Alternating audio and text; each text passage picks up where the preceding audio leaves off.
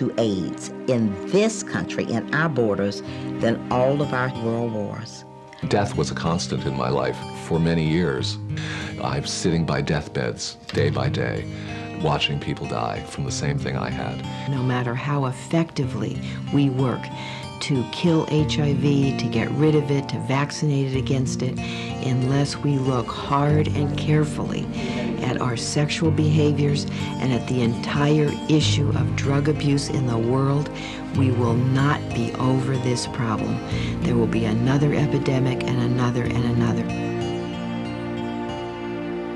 36-year-old female complaining of pain running down her left arm. This is diaphoretic. If you ever hook up to the monitor, ST segments are elevated, bag lactate and running. Where's your ETA? About 2 minutes away. Starting compression. Copy that. I want 4 units. If your body is in good shape, you don't get infected. Exercise is extremely High-fat diet important. is not Everybody is acid. vulnerable to addiction. Epidemic of obesity. Fries and a burger, it's the way to atherosclerosis. Cancer is going to become the number one Now spend killer. over everything you can on healthcare.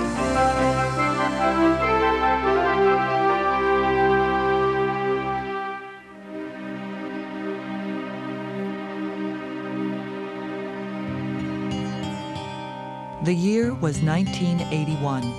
Reports of a strange disease that was attacking seemingly healthy young men began to spread through the medical community. In 1981, I was chief of the research branch of the Division of Sexually Transmitted Diseases at the CDC. Some cases of severe immune deficiency and fatal infections were reported among gay men from California. The person who was delivering mail to my office didn't show up one day. I said, "Where's Jose?" And he said, "Well, he's hospitalized. He was hospitalized last night." So I went over to see him. He was in ward 2 wards over, and he had already died. I said, he wasn't sick. And then people started dying within 24 and 48 hours all the time. We were, in fact, dealing with some of the sickest individuals that I've ever come across. These were typically young people, usually young men, in the prime of their lives, who were developing severe illnesses, many of which we had no treatment for.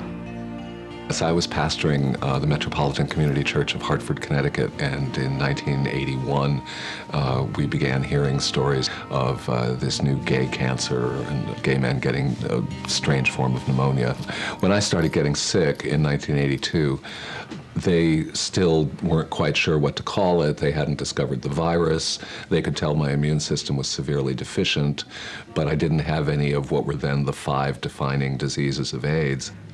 Well, the most important thing in investigating a new disease outbreak is to determine, in fact, is it really a new disease outbreak? Is the disease new? Is it occurring with greater frequency? Who's affected by it? And where will it go? What are the horizons of the epidemic, if it's an epidemic? So the most important thing for us initially was to construct a case definition for what is now called AIDS. So it was decided that we would define AIDS on the basis of certain illnesses that were never seen in normal people that must somehow be part of this epidemic. Some of them were these opportunistic infections, some of them were very strange cancers, and at that moment there was a line that was drawn. I was so very sick in the first 2 years. I had hepatitis and CMV and pneumonia and mononucleosis, herpes, shingles, a variety of fungal infections, candidiasis, wasting. I was really sick. And a lot of people in my life thought I was faking because the doctors weren't coming up with a diagnosis. I felt so abandoned and so alone and so scared of what they might say to me, what they might diagnose me with. But between 81 and 83, the case definition was discovered, and the modes of transmission were determined to be through sexual contact primarily, between injection drug users, through the blood supply, and from infected mothers to their children. There was already determined to be a risk to healthcare workers, although albeit an infrequent one. And transmission through casual contact was ruled out as being a major threat. At the beginning of the epidemic, fear was the bottom line, particularly among healthcare providers. And the doctors were, in fact, in a difficult position. On the one hand, we know this is our job throughout the whole history of medicine. If there was plague, doctors were going to get plague. In the era of antibiotics, we forgot that. Early on in the AIDS epidemic, there were staff, and unfortunately some doctors too at that time, who wouldn't even enter the room of a patient with AIDS. I remember seeing people they were putting the tray at the side of the door. Your food is here. Well, the person was too sick to get the food. I mean, it was ridiculous.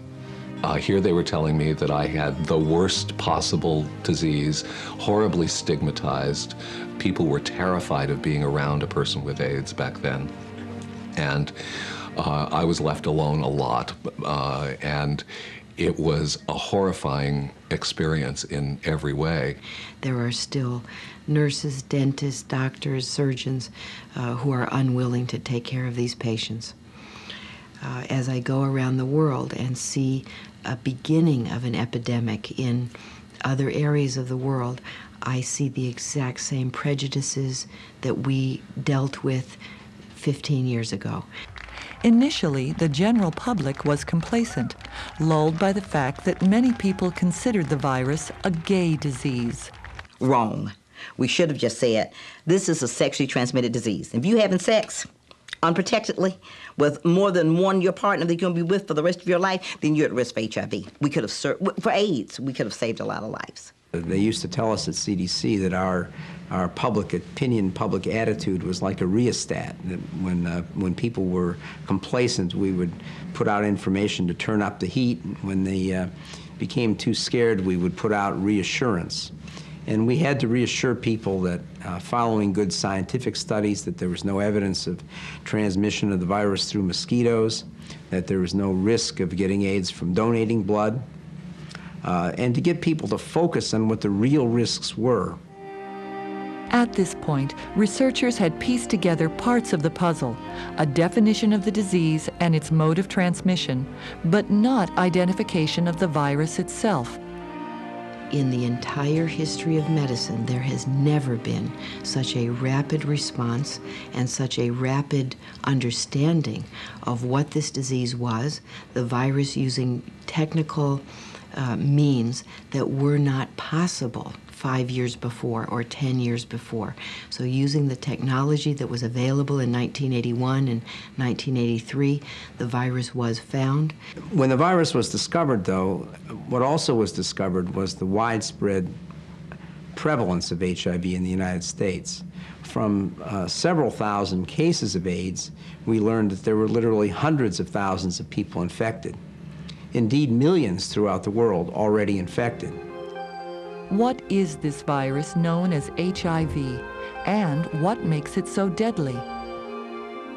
HIV stands for Human Immunodeficiency Virus. Number one, virus, that's what it is, not a bacterium. Number two, it causes immunodeficiency. That means a weakness of the immune system. Human is because the only species that can be infected by that virus and get ill is man and woman, not any other species. Once the virus gets into the bloodstream, either directly from an infected bit of blood from a needle or a blood transfusion, or through sexual secretions, the virus immediately starts to divide in this extremely rapid way. 1 billion new copies every 6 hours. The virus attaches itself to the T4 cell, the cell that regulates the body's defense system, and destroys it. In so doing, it's destroying all of your ability to mount a defense against any other germ that might come along or any cancer cell that might come along. But that's not all. Because HIV is a retrovirus, it can also insert its genetic material into selected T4 cells. And as long as that T4 cell lives, the virus is living also inside of it. We used to think that if we can just keep the virus hidden in the DNA there, then eventually those T4 cells will die out, and we might be able to cure this. But it turns out that those long-lived, quote, latently infected T4 cells, in which the virus is there, hidden in the DNA, they may live 20 or 30 years. And therefore, the ability to really cure this infection may not be possible. So it's a very insidious virus that attacks human immune cells, integrates within the cell itself, and then replicates within those cells, and then goes on to attack additional immune cells. And the terrifying thing about HIV is that the patient really does not have an immune response to the virus. And the virus kind of makes sure that it won't be attacked by actually destroying immune cells. At the end of about 10 years, the body just can't keep up anymore. And as the virus infects more and more T4 cells and destroys them, the person begins to get ill. That period of funny little kind of ordinary infections goes on for a year or two. After that, the patient will develop a very serious infection of some sort, and those are called opportunistic infections. Those are AIDS-defining illnesses. And when they finally diagnosed me with Kaposi sarcoma, lymphoma, and AIDS in '84, they told me, we have nothing we can do for you. There are no treatments. And I came home and gathered friends around me and completely lost it. I mean, I burst into tears. I wept, I sobbed, I got angry, I got scared, I got depressed. I felt all those feelings that I'd been scared of feeling up to that moment. And I really let go into it because I knew there were some very loving people around me to support me through it. In 1987, the very first anti-HIV drug was developed, and it may not seem like a big deal, but prior to 1987, we had no antiviral drugs at all. Dr. Levine offered me the opportunity to be the patient number one on the very first drug they ever tried against HIV, and I was treated with that drug for a total of 39 weeks. Well, within 6 weeks, all of my Kaposi sarcoma lesions had disappeared, and the lymphoma had gone into complete remission. Of the 90 patients who received the drug, Steve Peters was the only one to experience positive results, along with some unpleasant side effects. It was an extraordinarily toxic drug, and it blew out my adrenal glands. It caused major neuromuscular damage, wasting, peripheral neuropathy. It took me about a year to recover from the side effects of the drug. The other patients have all since died from the progression of AIDS. It was within the next year the drug AZT was introduced. And it was a good drug, it still is.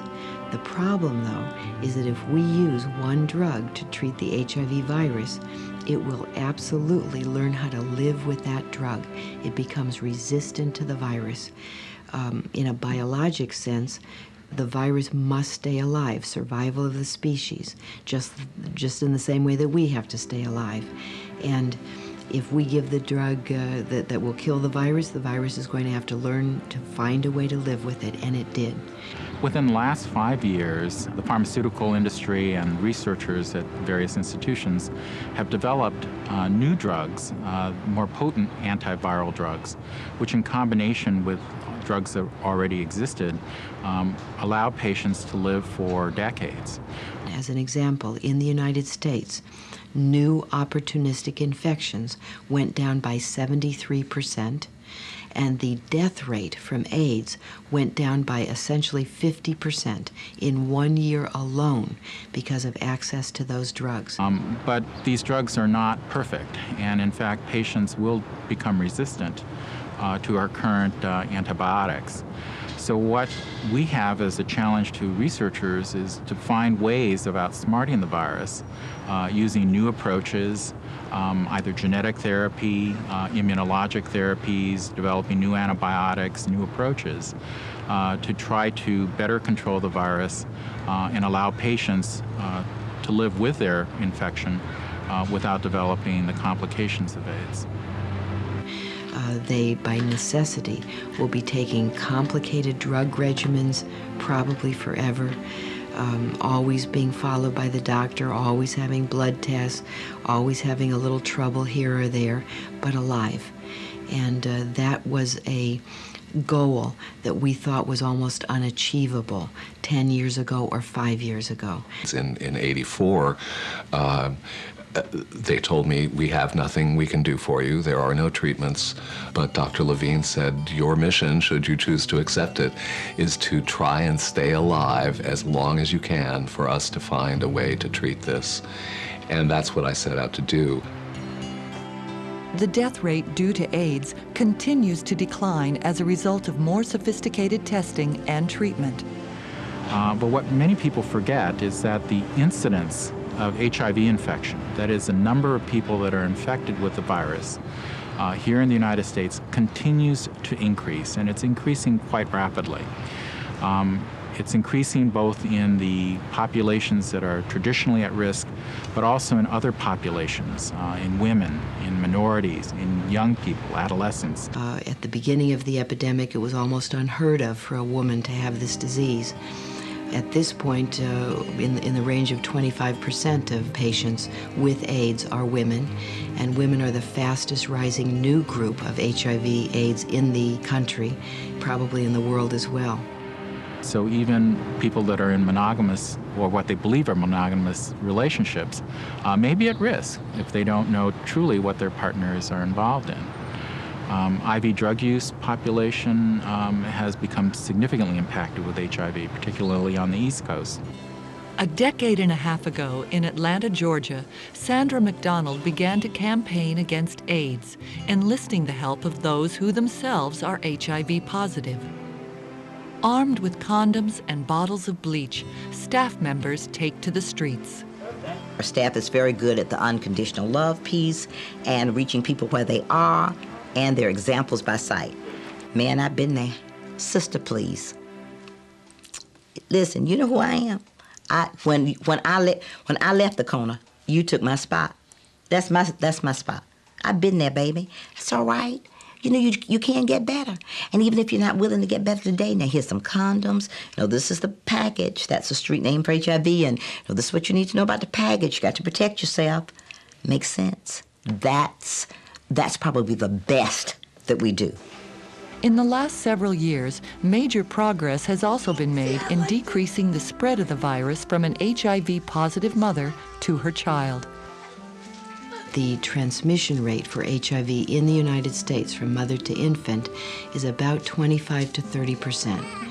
We can lower it to 8% risk by use of anti-HIV medicines given to the mother during pregnancy, given to the mother by vein during the entire time of the delivery, and then given to the infant for the first week of life or the first month of life. Progress against the disease in many other parts of the world is not as promising. It's decimating populations in parts of Central Africa, in parts of Southeast Asia, in parts of the Indian subcontinent, and it's affecting whole generations of individuals. We know, for example, that there are probably about 25 to 30 million people in the world infected with HIV this year, and that number will continue to increase quite rapidly in the next few years, especially in those parts of the world where prevention efforts and treatment are very minimal. The impact of HIV/AIDS in Africa has been incredible. To lose the young people who are really the productive segment of society, so that you now have grandmothers who are looking after grandchildren because the adults have disappeared. So a tremendous burden. Well, these are some of the children that belong to this household. They are being looked after by their great-grandmother. Their grandmother had 12 children. She has lost except for 2. As I travel to other nations in the world, and especially resource-poor areas of the world, one of the things that I'm struck with most is that they are exactly where we were 15 years ago, at the very beginning of the epidemic. The first point is that most government officials don't understand what's ready to hit them. One problem that haunts the public health community is how to attack the epidemic as it is spreading through major population areas. There was an international conference on HIV/AIDS in Geneva, Switzerland, a year ago. The title of the conference was Bridging the Gap. Under no circumstance were we bridging a gap, because on one side of the hall were all of the Western countries talking about the side effects of these drugs and how to make it easier for the patient to take the medicines. And on the other side of the hall was the entire rest of the world, who had not one concept that they would have the ability to have those drugs at all. In most countries, they just cannot afford these medications. Here in the United States, it's estimated that a year's worth of anti-HIV drugs will cost anywhere between $10,000 and $15,000. And in many parts of the world, their entire healthcare budget for a nation will be less than $100 or $200 per person. There's an additional problem, which is equally, if not more serious to my mind, and that these drugs are so difficult to take. In order for them to be effective, they really must be taken very carefully, according to very strict schedules. They have to be taken in combination. They're not drugs that you can sort of casually take. Oh, I forgot my drug this morning, I'll take it this afternoon or this evening. It does not work that way. If that happens, they become ineffective in terms of treating, and it's very, very likely that the usefulness of these drugs could be compromised if they're widely used in an incorrect fashion. The resistant virus can be transmitted to somebody else. And we are starting to see around the world somebody who has a brand new infection by HIV, and their brand new virus is already resistant to many of the drugs that we've been using, because the last person who had that virus was resistant and transmitted it. As developed countries are managing the disease more effectively, there is concern among public health officials that their sense of urgency will diminish. We're in danger of thinking about AIDS in Africa and Latin America and Southeast Asia the way we show concern about malaria or epidemic diarrhea or problems of resistant tuberculosis in these same regions of the world. We forget what really made our concern about AIDS special, and that it was a global concern. There is a very, very urgent need to develop a vaccine against HIV, not only to protect the billions of people in the world that are currently alive, but those who will become alive and those who will live through the next century. The development of a vaccine is proving to be a very challenging task. It's clear that the AIDS virus, when it naturally infects the body, does not induce a sufficient immune response to eliminate the virus on its own. That's a daunting prospect for someone who wants to develop a vaccine. Secondly, we have a very poor understanding of what components of the virus might be the most potent in inducing a response. I do think it will be a long time before we have an adequate vaccine. Alexandra Levine worked with Jonas Salk on what was to be his last major project, looking for a vaccine for HIV/AIDS. If the virus could be altered in some way so that it was seen as foreign by the defense system, then perhaps a patient who was already infected could be vaccinated with this altered HIV, forcing his immune system to see it and try to destroy it. That was Dr. Salk's original thought. He was driven to solve this in the same sense that he was driven to solve the polio issue. Those ideas are still current. I do believe that we'll have better ways to deliver the so-called antigens, the immune stimulus, rather than use killed virus, which presents some public health risks.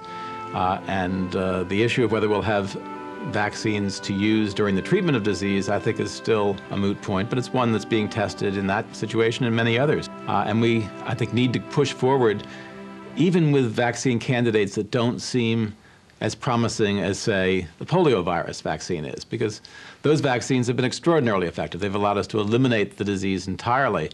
I think we have to acknowledge the fact that we would have a big impact even if a vaccine was 50% protective. Knowing that a vaccine may be years away, what can we do now to lessen the devastating impact this disease has on people's lives? So the way to protect yourself against HIV is to, number one, know your sexual partner, know that you are in a monogamous relationship with an HIV-negative person, or abstain from sexual intercourse, or always, always use a condom 100% of the time. A good, clean condom that is not in somebody's pocket for the last 10 years before he takes it out, doesn't have a tear on it. It's a good condom, it's used properly. Second way not to get HIV is not to use needles, and clearly not to use needles that are shared with somebody else. You must understand the importance of you. You must understand that for once you can be selfish and self-centered about your life. When two people engage in sex, it's two people engaging in it.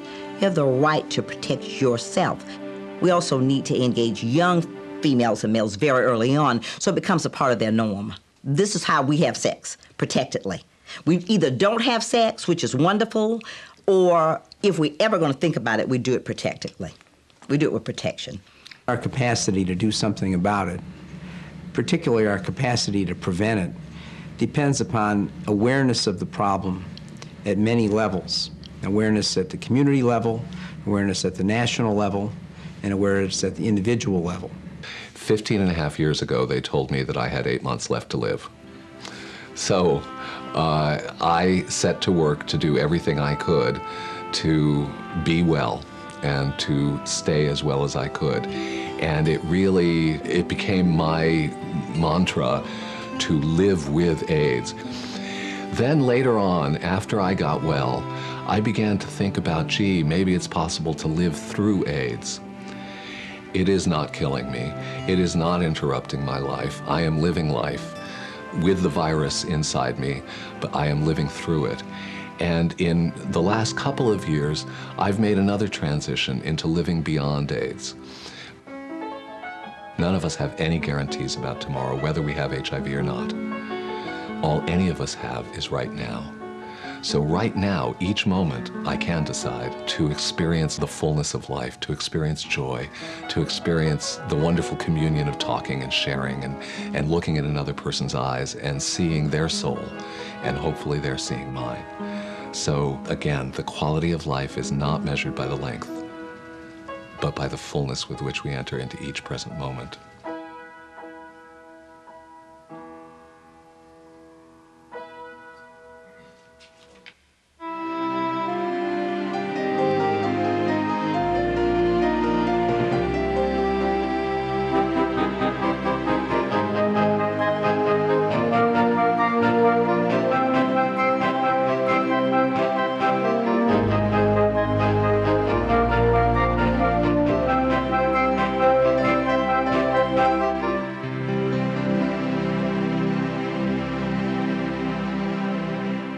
The Human Condition is a 26-part series about health and wellness. For more information on this